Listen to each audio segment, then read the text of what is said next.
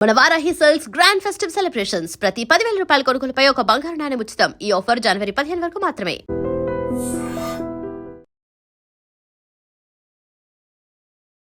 నమస్కారం, welcome to I dream. ధర్మ మార్గం విత్ విజిత కార్యక్రమానికి స్వాగతం.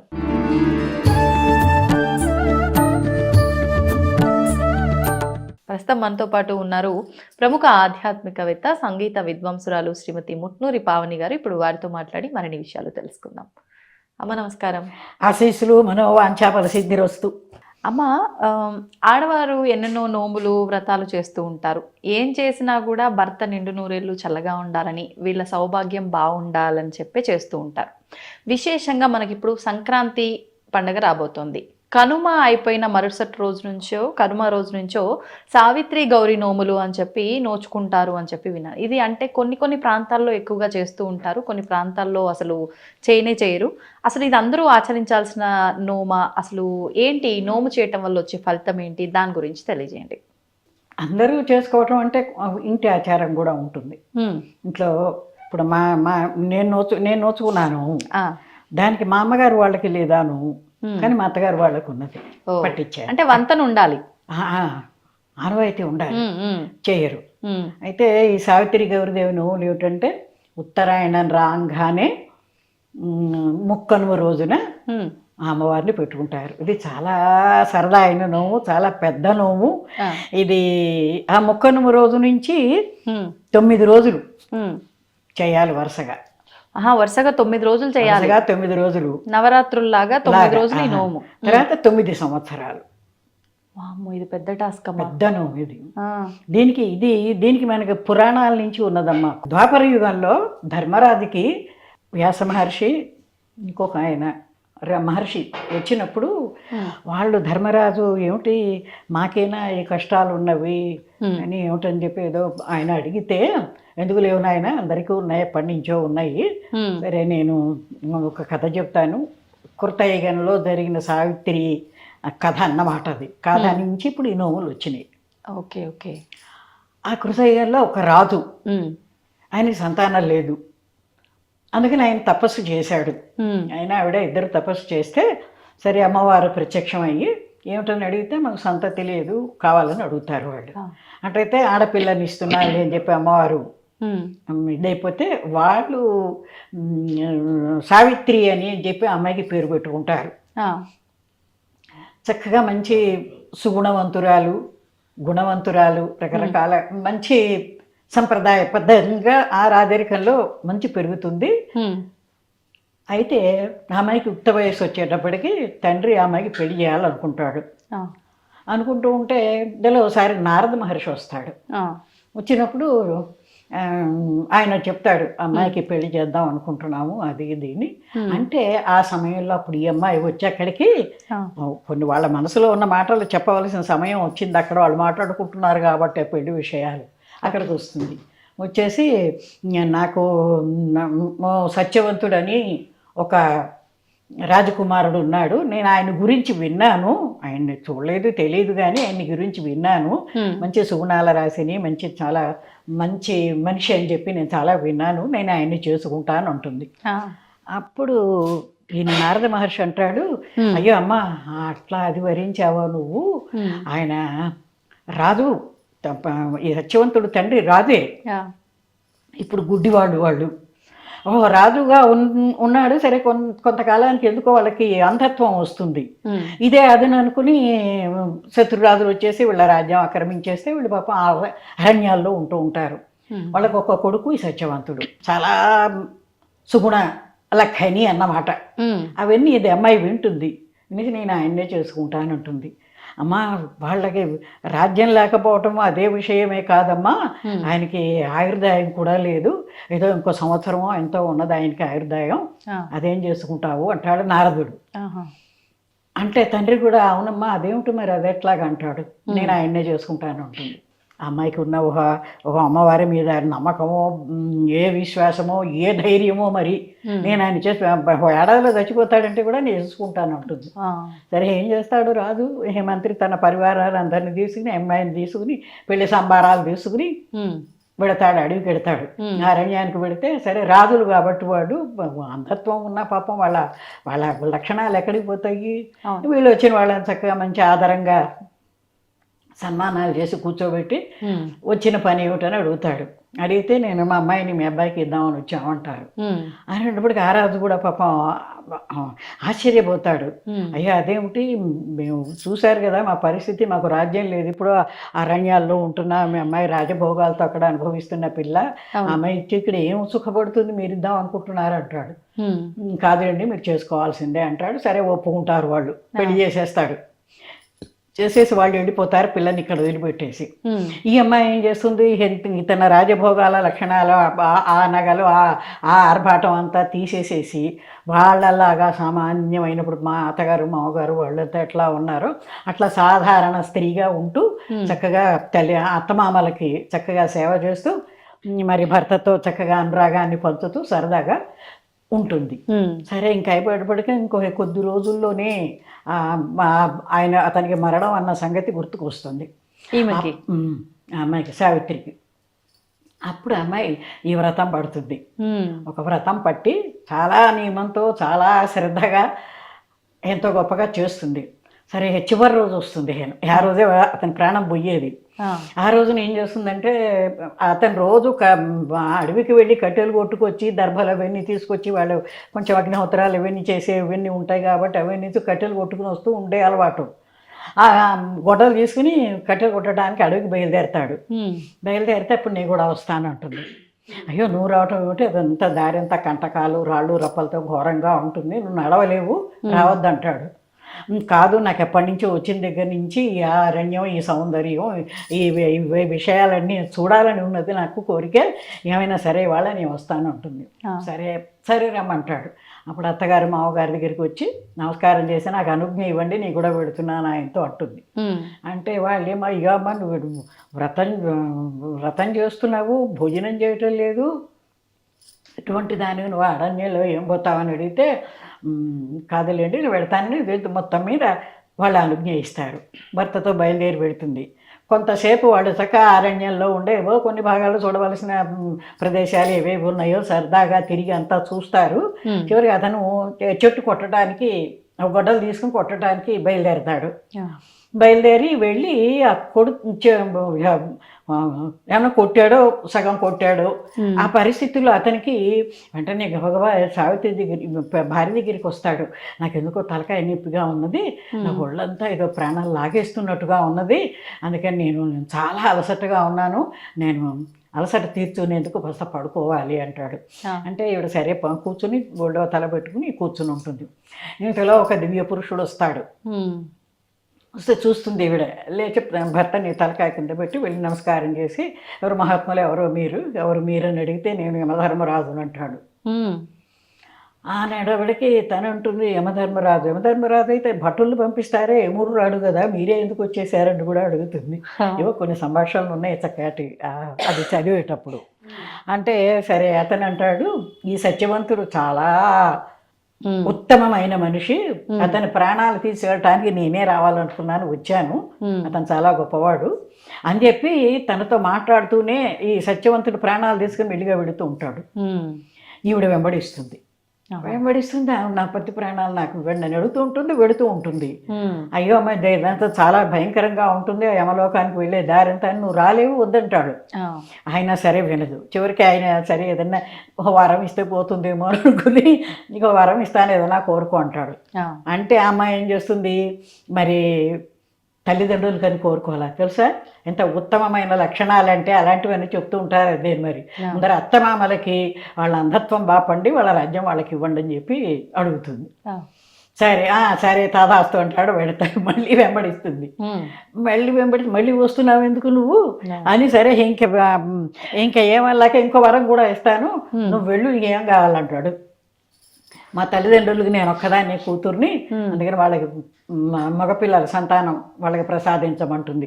సరే 9 కొడుకులను ఇస్తున్నారు మీ అమ్మా నాయనకి బొమ్మన్నాడు. మళ్ళీ వివరిస్తుంది, నా పతి ప్రాణాలు కావాలి నాకు అంటూ. ఈవిడ పతివ్రతని యమధర్మరాజు గమనిస్తాడు, పతివ్రత అని. సరే మళ్ళీ వెంబడిస్తుంది. అయినా వస్తున్నావు ఎందుకు నువ్వు అంటే, సరే మీరు 2 వరాలు ఇచ్చారు, నేను కూడా ఒక వరం అడుగుతాను ఇవ్వండి అంటుంది. ఉమ్, అంటే సరే అయితే కోరుకో అంటాడు. నాకు పుత్ర సంతానం కావాలంటుంది. ఉమ్. తథాస్తు అన్నాడు అనేసాడు వాళ్ళని అన్నట్టుగాను. అప్పుడు ఈవిడ అడుగుతుంది, భర్త లేకుండా పుత్ర సంతానాన్ని ఎట్లా నేను గ్రహించగలను, ఆ, కాబట్టి మీరు నా పతి ప్రాణాలు ఇవ్వాల్సిందే అంటుంది. ఆ అమ్మాయి యుక్తికి, ఆ పాతివ్రత్యానికి దానికి కూడా మెచ్చుకుని ఆ పతి ప్రాణాలు ఇస్తాడు. కాబట్టి ఏమిటంటే కృతయుగంలో అమ్మాయిని వచ్చిందంటే అప్పటి నుంచి పరంపరగా ఈ సావిత్రి గౌరి నోవులు అనేవి వస్తున్నాయని మనకు అర్థమవుతుంది. అవును. ఈ నోవులకి ఆధారంగా దాన్ని కథ గురించి చెప్పుకున్నాం ఇప్పుడు. ఉమ్, ఉమ్. ఇంకా నోముల విషయాలకు వచ్చేటప్పటికి ఏమిటంటే చెప్పాను కదా, ఆనవాయితీ ఉన్నవాళ్ళు ఇళ్లల్లో అమ్మవారిని పెట్టడానికి కూడా ఆనవాయితీ ఉండాలి. ఆ. ఇది ఎవరింటో వాళ్ళు చేసుకునే పూజ కాదు, అది ఆ, 10 మంది కలిసి చేసుకుంటారు, ఓ తోట సామూహికంగా చేస్తారు. ఉమ్, సరే ఏం చేస్తారంటే అవి ఆ ముక్కనుమ రోజున ఏమవుతుందంటే మన కుమ్మరి వాళ్ళు ఉమ్. రాగి మట్టితో బొమ్మలు చేసి, ఇంత బొమ్మలు చేసి ఓ తలకాయ 2 కాళ్ళు 2 చేతులు అట్టా పెట్టేసేసి పెట్టుకుని వచ్చి పెళ్ళాళ్ళు పెట్టుకుని కూర్చుంటారు. ఆహా. ఎందుకంటే వాళ్ళకి అక్కడ వాళ్ళకి కూడా తెలుసు నోములకి ఇవన్నీ పెట్టుకోవాలి, ఇవ్వాలి, మనం తీసుకుపోతే వాళ్ళు తీసుకుంటారని అక్కడ వాళ్ళకి కూడా తెలుస్తాయి కదా. ఇప్పుడు మనకి ఏ పండుగ వచ్చినా వినాయక చవితి ఇంకా 2 రోజులు ఉందనగానే అవును, హడావిడి మొదలవుతుంది. అడ్డమైన గడ్డి పత్తి అంతా తీసుకొచ్చి పెడుతూ ఉంటారు. అవును. అట్లా సరే వాళ్ళు పెట్టు కూర్చుంటే ఈ నోవులు నోచుకునే వాళ్ళందరూ అక్కడికి వెళ్ళి ఒక జాకెట్ కూడా బియ్యం, పసుపు, కుంకుమ, పండు, తాంబూలం, దక్షిణ అన్నీ పెట్టుకుని ఆ అమ్మాయికి అదే వాళ్ళకి ఇచ్చి అక్కడి నుంచి 2 బొమ్మలు ఇస్తారు వాళ్ళు.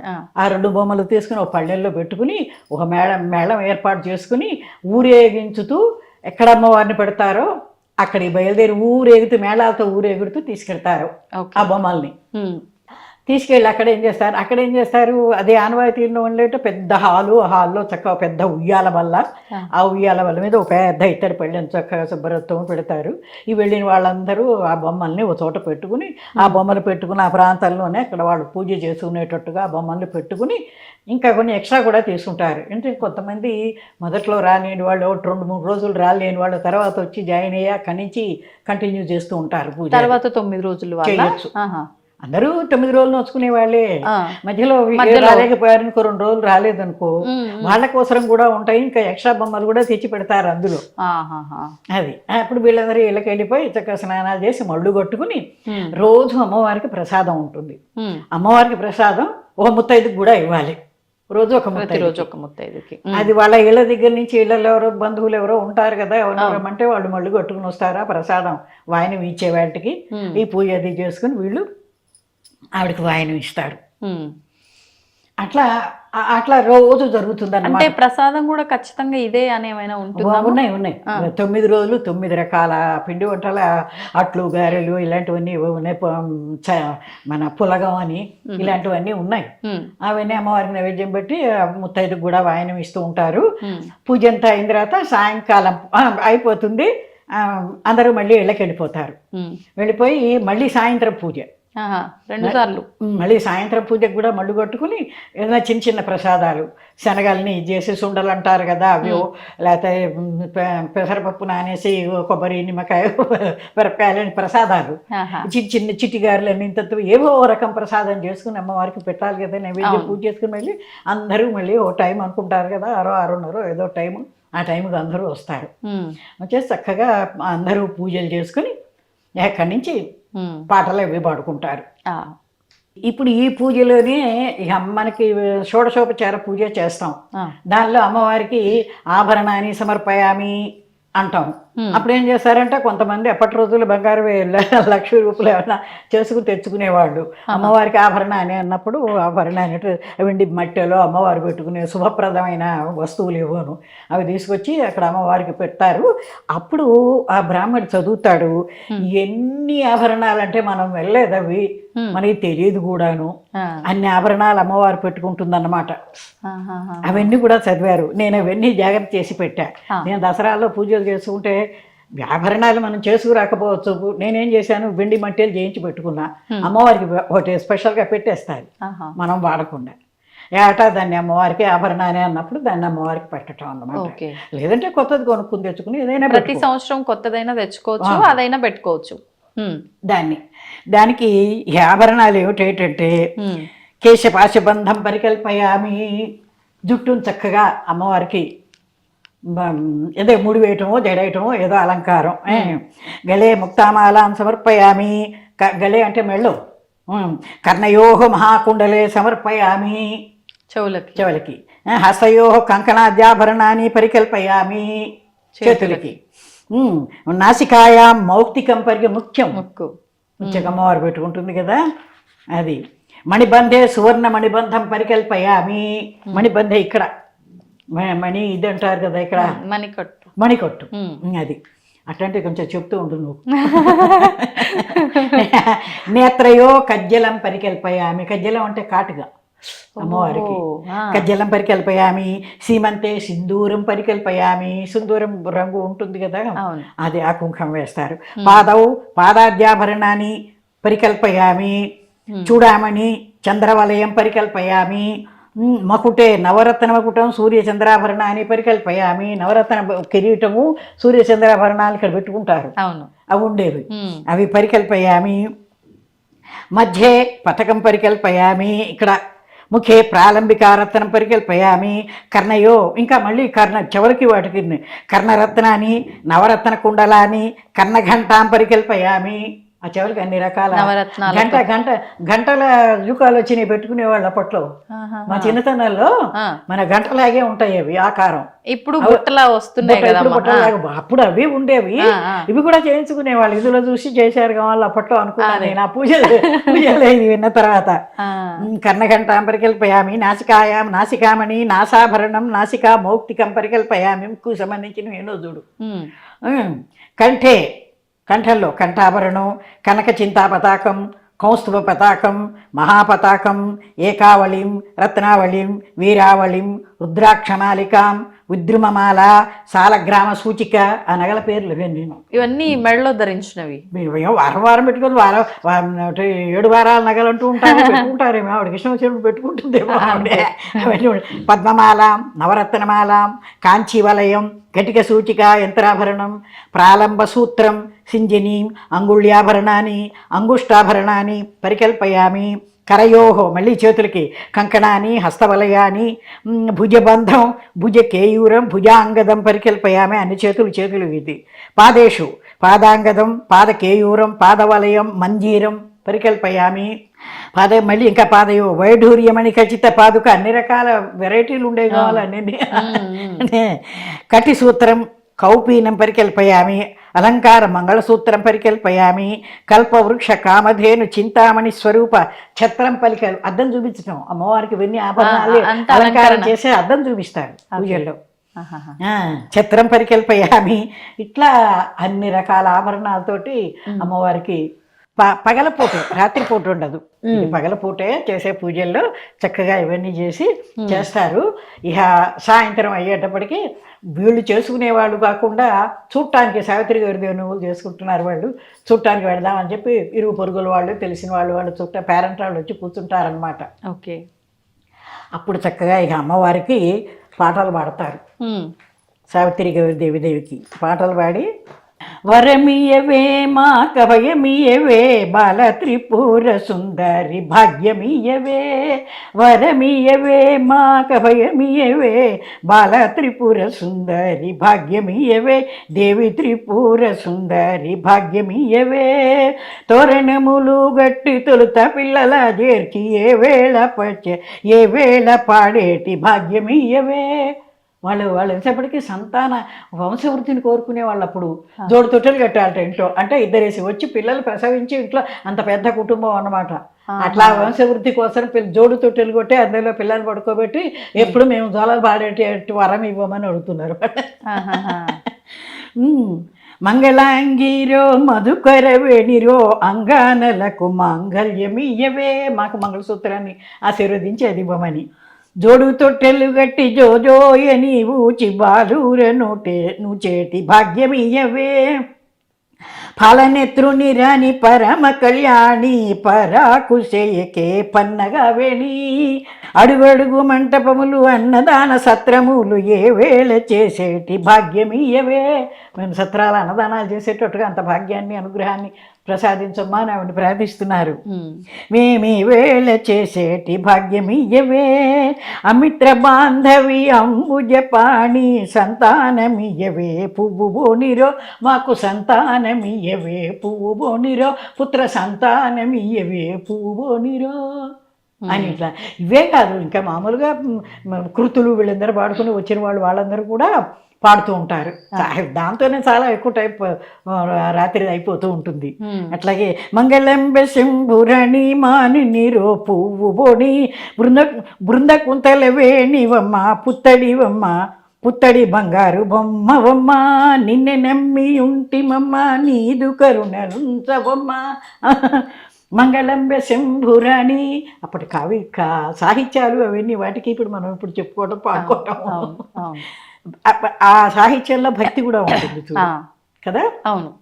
బాలికలందరూ కూడి భజన సేతురమ్మ నిన్ను వేగమే రక్షించవమ్మ వేడుకతో దయలుంచవమ్మ దోషములనెంచకమ్మ దోషిలొగ్గి ఉంటిమమ్మ కాశీ విశ్వరుని కొమ్మ కనుకరించ సమయమమ్మ మల్లెపూలు తెచ్చి నిన్ను మగువరో పూజిస్తినమ్మ యుల్లమున మరువకమ్మ యుదరో దయించవమ్మ అంగనాంగ శుభాంగ జయ మంగళంబులందవమ్మ రంగదాసు నేలినట్టి రక్షింప సమయమమ్మ. రంగదాసుడు చాలా గొప్ప రచయిత అప్పట్లో పాటలు. మన భక్తిరంజన్లో వాటిల్లో రేడియోలో ఈ రంగదాసు పాటలు చాలా వస్తూ ఉండేవి. అట్లా అమ్మవారి పాటలు ఇంకా చాలా ఉన్నాయి అన్నమాట. తర్వాత అయిపోయిన తర్వాతను ఇక అందరూ వచ్చి ఉంటారు కదా. అందరికీ వాళ్ళందరికీ చక్క బొట్టు తాంబూలాలు ఇచ్చి వీళ్ళు తెచ్చుకుని ప్రసాదం అమ్మవారికి నైవేద్యం పెడతారు కదా. ఈ నైవేద్యం అందరికీ పెట్టడం పంచి పెడతారు రాత్రి పూట. ఈ పగల్లో ఈ 9 రోజుల్లో ఏం చేస్తారో తెలుసా, వీళ్ళకి ఒక్కొక్కళ్ళు ఆ పూజలప్పుడు అమ్మవారి మీద భక్తితో విశ్వాసంతో చేసేవే కదా. ఏం చేస్తారు, ఒక్కో రోజున ఒక్కొక్కళ్ళు ఈ పూజ చేసుకునే వాళ్ళందరికీ చక్క పశువులు రాజు పారాణీలు పెడతారు. ఒక్కో రోజున ఎవరికి ఏది బుద్ధి పుడితే ఒకళ్ళేనే కాదు, ఎంతమంది అయినా ఇచ్చుకుంటూ ఉంటారు. అట్లా కొంతమంది బొట్టు పెట్టేసి పసుపు కుంకం పొట్లాలు ఇస్తారు, కొంతమంది బొట్టు పెట్టి పండు తాంబాలం, కొంతమంది బొట్టు పెట్టి పూల దండలు తల్లో పెట్టుకునేందుకు అమ్మవారికి పూజ చేసేందుకు ఇట్లా పంచి పెట్టుకుంటూనే ఉంటారు వీళ్ళందరూ. ఈ రకంగా 9 రోజులు పొద్దున సాయంత్రం చక్కగా పూజలు జరుగుతాయి. అయిపోయిన 9వ రోజున ఏమిటంటే నైవేద్యం ఏమిటంటే 9 రకాల కూరలు ముక్కలు వేసి పులుసు పెడతారు. 9 రకాల కూరగాయలు పులుసులో వేసే కూరగాయలు ఉంటాయి కదా, అవన్నీ తీసుకొచ్చి దాంతో పులుసు పెట్టి అదే అమ్మవారికి వాయనం, ముత్తైదుకి ఇచ్చిన వాయనం 9వ రోజు ఆఖరి రోజున. అట్లా అమ్మవారికి ఇది ఇచ్చేసి ఇక్కడ ఈ ముత్తైదుకి వాయనం ఇచ్చేసేస్తారు. సరే ఎవరిళ్ళకి వాళ్ళు వెళ్ళిపోతారు. వెళ్ళిపోయి మళ్ళీ పెద్దరాడి ఉద్వాసం చెప్పేస్తారు మధ్యాహ్నమే. 9వ రోజున ఉద్వాసం చెప్పేస్తారు. వీళ్ళకి వెళ్ళిపోయి భోజనాలు అవి చేసుకొచ్చి మళ్ళీ 4 గంటలకల్లా వచ్చేస్తారు. అమ్మవారిని కృష్ణానది తీసుకెళ్ళి ఇది చేయాలి, నిమజ్జనం చేయాలి అమ్మవారిని అని. మళ్ళీ 4 గంటలకో 4:30కో ఏదో అనుకున్న టైంకి అందరూ వస్తారు. మేళగాళం పెట్టుకుంటారు, మంగళవాయిద్యాలు పెట్టుకుంటారు. అప్పుడు ఇక అమ్మవారు బాగా ఎత్తున ఇదైపోతుంది. ఆ ఉయ్యాల్లో 9 రోజులు 10 మంది పువ్వులు అన్నీ అక్కడ పెడుతూ ఉంటారు కదా. అదంతా తీసేసి వేడిగా ఉంటుంది లోపల, ఎంత వేడిగా ఉంటుందో అది అమ్మవారి ఇది అంటూ ఉంటారు. మరి అమ్మవారి మహత్యమనా అంతే, అమ్మవారి ఉగ్రమూర్తి కదా అందుకని అంటూ ఉంటారు. ఇంకో రకంగా మన ఈ కలికాలపు ఆలోచనలు చేస్తే ఏంటంటే ఆ తమలపాకులు పూలు అవన్నీ వేసి అన్నాళ్ళు వచ్చితే వేడెక్కదు అంటారు.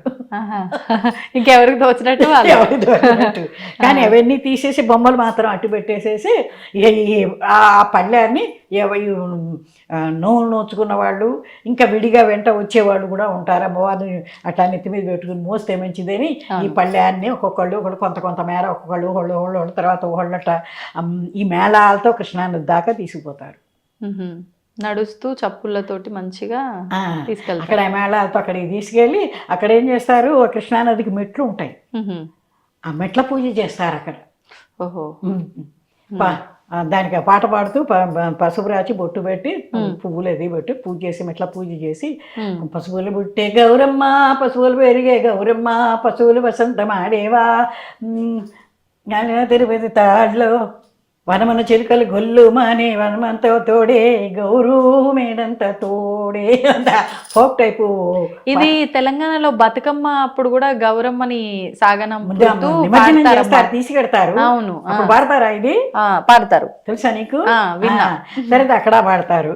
అట్లాగే ఇంకోటి ఏంటేమో సావిత్రిదేవికి పాడుతూ మెట్టు మెట్టమ్మ పసుపుల్ల మెట్టు మెట్టాడబోదా మీరావే శ్రీ గౌరు నువ్వు నేను ఆడిన మెట్టు స్వర్గాన సావిత్రి సోపాన మెట్టు మెట్టు మెట్టమ్మ కుంకాల మెట్టు ఇట్లా పశువు కుంకాల క్షింతలతో అక్కడ చక్కగా పాటలు పాడుకుని అమ్మవారికి ఇంకా ఇంకా రకరకాల హాస్యపు గౌరీ పాటలన్నీ పాడుకుంటాం మనం, వినిపిస్తూనే మంగళం నిత్యం శుభమంగళం. వీళ్ళందరూ పాటలు పాడుతూ అమ్మవారిని అడుగుతారు ఏంటంటే తల్లిగారింటి పోయి ఏమి తెస్తివి గౌరు చెప్పవాలేనాతోని సిగ్గు వడక అంటే ఆవిడ చెబుతుంది పుట్టింటి గౌరవం ఎట్లా నిలిపబెట్టుకుంటుంది అమ్మవారు కూడా చూడు. 60 తులాల వారు కుచ్చుల దండ 30 తులాల ముక్కు ఓగు జయమంగళం. పుట్టింటి వాళ్ళకి ఏదో మర్యాదలో అంత లేకపోతే 60 తులాల ఏదో దండట ఏదోను 30 తులాల ముక్కు పోగుట. పూర్వం వాళ్ళు అనేవాళ్ళు అత్తారింటికి పోతుంటే అమ్మ అత్తారింటికి పోయిన తర్వాత ఒకవేళ మంచి సంపద కలిగిన వాళ్ళు అత్తగారు అనుకో, వాళ్ళ మీద కన్నా కాస్త పుట్టింటి వాళ్ళు తక్కువగా ఉన్నారనుకో, అమ్మా ఆ ఐశ్వర్యం చూసుకుని నువ్వు ఇక్కడ విరగబడి పోబాక పొట్టు దీని పుట్టిల్లు చేయమని అనేవాళ్ళు ఒక శాస్త్రం ఏమిటో. అంటే ఇక్కడ ఏమి తినకపోయినా గొప్పగా తిన్నట్టుగా భావించుకుని అది బయట తల్లిదండ్రుల యొక్క గౌరవాన్ని బయటకి రానివ్వకుండా వాళ్ళు కాపాడుకోమని అట్లా చెప్తూ ఉండేవాళ్ళు. అట్లా ఇవన్నీ పాటలన్నీ వాడేసేసి అమ్మవారి దగ్గర ఈ బొమ్మలు తీసుకుని ఆ నదిలోకి వెళ్ళిపోయి పోయిరా గౌరమ్మ పోయిరా ఉమ్మ పోయి మీరు అత్యంత బుద్ధి కలుగుండు ఎవ్వరేమన్నాను ఎదురాడకమ్మా పోయిరా లక్ష్మీదేవి పోయిరావమ్మా అని ఆ బొమ్మల్ని అక్కడ ఇది చేసేస్తారు. నిమజ్జనం నదిలో వదిలిపెట్టేస్తారు. వదిలిపెట్టేసి మళ్ళీ ఈతలకు వచ్చిన తర్వాత వచ్చిన పేరెంట్ వాళ్ళు ఉంటారుగా. ఇంతకీ అమ్మవారికి చెప్పడం మర్చిపోయాను. అమ్మవారికి ఏం చేస్తారంటే అటుకుల్లో పెరుగు వేసి చద్ది నైవేద్యానికి చద్ది తయారు చేస్తారు. అది ఇక్కడ మెట్ల దగ్గర పూజ అదే అయిన తర్వాత అమ్మవారికి అది నైవేద్యం పెట్టి అప్పుడు వాళ్ళాడిస్తారు కడుపు చలవని అమ్మవారికి. అట్లాగే ఉన్న పెళ్ళిళ్ళల్లో కూడా పెరుగన్నం పెళ్ళిళ్ళల్లో కూడా అప్పగింతలు అయిపోయి ఇక అత్తవారింటికి వెళ్ళబోయే వాటికి ఒక మాట వంటింటికి తీసుకెళ్ళి అంత పెరుగన్నం పెడతారు కడుపు చలవని. అది ఆచారం అమ్మవారి దగ్గర నుంచి ఉన్నది కావాలి మనకి. ఆ అటుకులు చద్ది పెట్టేసి అమ్మవారికి పెట్టి వల్లాడించేసిన తర్వాత ఈ వచ్చిన వాళ్ళందరికీ పసుపు కుంకాలు ఇచ్చి పండు తాంబూలాలు ఇచ్చి ఈ ప్రసాదాలన్నీ ఇచ్చి మళ్ళీ అందరూ వీళ్ళకి వచ్చి ఎక్కడికి వచ్చేస్తారు ఈ పూజ చేసుకునే చోటుకే వస్తారు మళ్ళీ. ఆ పూట ఉయ్యాలనట్ట ఒట్టిగా వదిలేయకూడదని అందులో ఏదో ఒక బొమ్మ పెట్టి ఆడపిల్ల బొమ్మ లాంటిది ఏదో తాటాకు బొమ్మలో ఉండేవి అప్పట్లో, పొయ్య బొమ్మలో. ఆ బొమ్మను దాన్ని పెట్టి అక్కడి నుంచి లాలి పాటలు పాడేవాళ్ళు. లాలి పాటలు పాడతారు.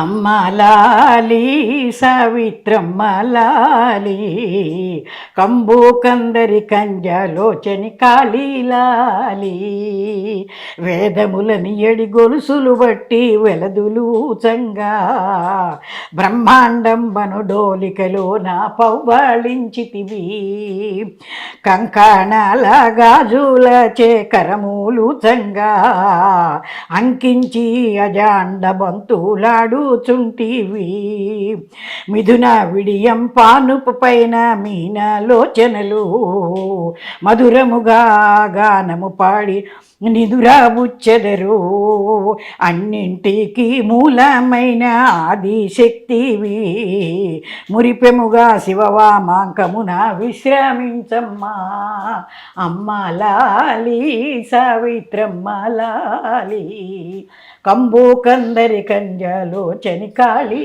లాలి. ఈ రకంగా లాలి పాటలు చాలా పాడతారు. అలా ఉన్నాయి కూడాను. అయిపోయిన తర్వాత చిట్ట చివరికి అక్కడ హారతి ఇచ్చేస్తారు, మంగళహారతి ఇస్తారు. నిమజ్జనం అయిపోయిన తర్వాత అమ్మ, లేదంటే ఇక్కడ ఉయ్యాల ఊపే దగ్గర మళ్ళీ ఇక్కడ ఊపే దగ్గర వాడతారు. అప్పుడు మామూలుగా రోజు మంగళహారతులు అమ్మవారి దగ్గర పాటలు పాడుకునేటప్పుడు కూడా మంగళహారతులు లాలి పాటలు అవి పాడుకుంటారు.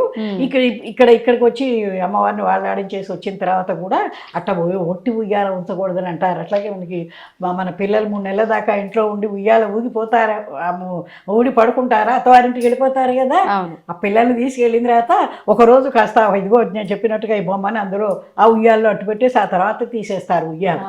అదొక ఎందుకమ్మా అట్లా? అది ఏమిటో మరి అంతా వదిలేసి వదిలించి వెళ్ళిపోయినట్టుగా కాకుండా ఏదో ఉన్నట్టుగా భావన, ఏదో మరి ఒక ఆచారం అదేమిటి, ఎందుకు అన్నది మనకు అర్థం కాదు. అదైపోయిన తర్వాత మంగళహారతి. హారతి గైకోను మా అంబ సావిత్రి దేవి, కోరిన వరములిచ్చే కోమలాంగిరో నీకు. హారతి గైకోను మా అంబ సావిత్రి దేవి, పతి భక్తి మహిమా చేత పతిని జీవింపచేసి అత్తమామలకును అంధత బాపినట్టి. హారతి గైకోనుమా అంబ సావిత్రి దేవి, ఆపదోద్ధారిణి తల్లి జనకల్పవల్లి, తల్లిదండ్రులకును తనయ శతమొసగినట్టి. హారతి గైకోనుమా అంబ సావిత్రి దేవి, కోరిన వరములిచ్చే కోమలాంగిరో నీకు. హారతి గైకోనుమా. ఇట్లా మంగళహారతులన్నీ ఇదే కాదు, ఇంకా చాలా పాటలు అందరూ వచ్చిన వాళ్ళందరూ పాడాలనుకుంటారు కదా, అందరూ పాడిన తర్వాత ఎవరికి వాళ్ళు వెళ్ళిపోతారు. ఇది దీనికి ఉద్యాపన ఉన్నది.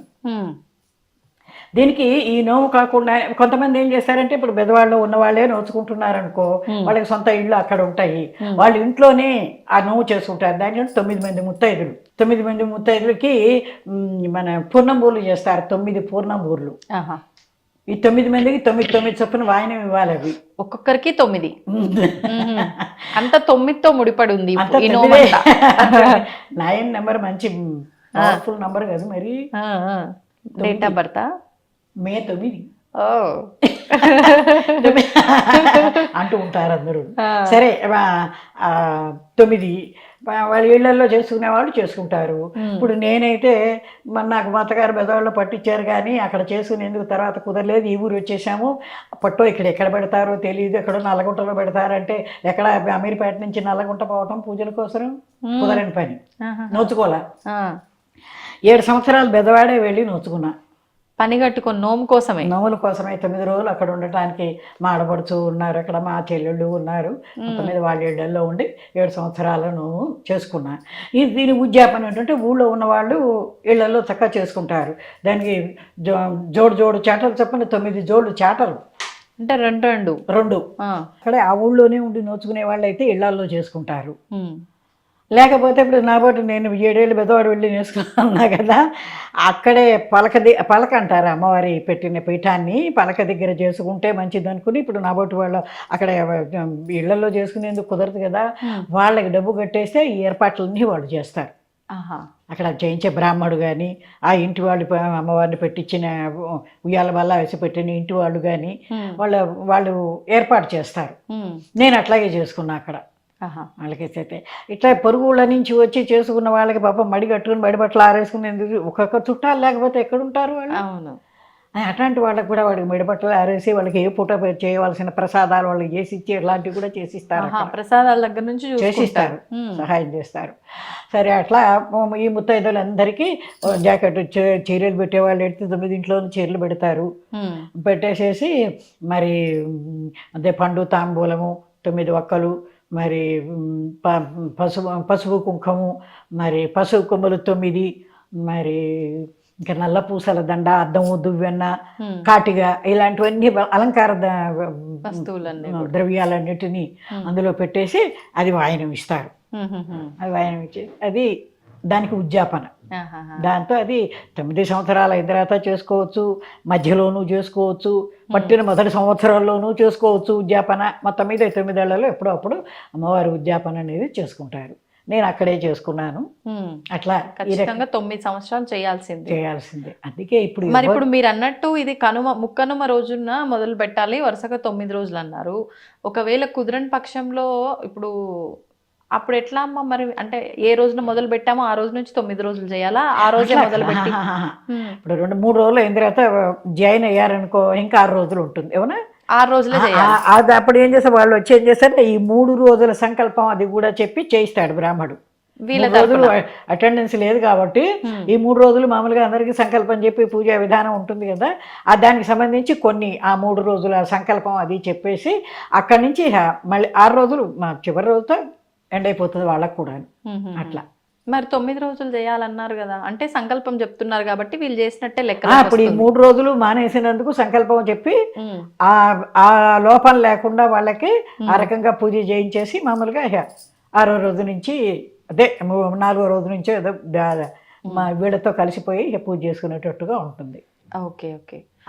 వాళ్ళు మళ్ళీ 3వ రోజులు మొదలెడితే అక్కడి నుంచి 9 రోజులు అని కాదు, అమ్మవారిని మొదలెట్టిన దగ్గర నుంచి 9 రోజులు లెక్క. మధ్యలో రాలేని వాళ్ళు ఏదో ఇబ్బందులు వచ్చి రాలేదనుకో వాళ్ళకి ఆ రకంగా పూజ చేయిస్తారు అట్లా. ఇది అమ్మవారి సావిత్రి గౌరిది నోము పూజ. ఇప్పుడు ఎవరు చేసుకోవటాల రాను అది మరుగున పడిపోతున్నది అమ్మవారి పూజ. అంటే ఓపికలు తక్కువైపోయాయి, మళ్ళీ అందులోనూ ఇది ఒక అన్ని చోట్ల లేకపోవటం ఒకటి. ఇప్పుడు మనకి అంటే మళ్ళీ ఇది 9 సంవత్సరాలు చేయాలన్నారు కాబట్టి కూడా కొంత ఆలోచిస్తారమ్మా. మా పెద్దమ్మ అయితే 9 సంవత్సరాలు చేసింది. అట్లా సరదా ఉన్న వాళ్ళు చేసేసుకోవటమే ఉంది. దాదాపు 27 సంవత్సరాలు 27 అంతే చేసి ఉన్నది తను మా పెద్దమ్మ చేసింది చెప్పేవాడు. అందుకని సరే ఏదో మనం అందరం కూడా ఏదో నేను చేసుకున్నాను, ఈ కథ నీకు చెప్పి ఈ కథ విన్న వాళ్ళందరికీ కూడా ఆ సావిత్రీదేవి అనుగ్రహం కలగాలని కోరుకుంటూ ధన్యవాదాలమ్మా. తవ్వండి, తవ్వుతూనే శివలింగం సరే దాన్ని అట్లా కప్పేసేయండి, చూపించదండి. Krishna is there. మూర్తి పూజ కాదు, సాక్షాత్ బ్రజేంద్ర నందన భగవాన్ ఉన్నారు మూర్తిలో. ఏమీ ఆశించకుండా ఆరాధించే వాళ్ళు కూడా ఉన్నారా ప్రభుజీ? నిజమైన భక్తి అంటే మనకు తెలియదు కాబట్టి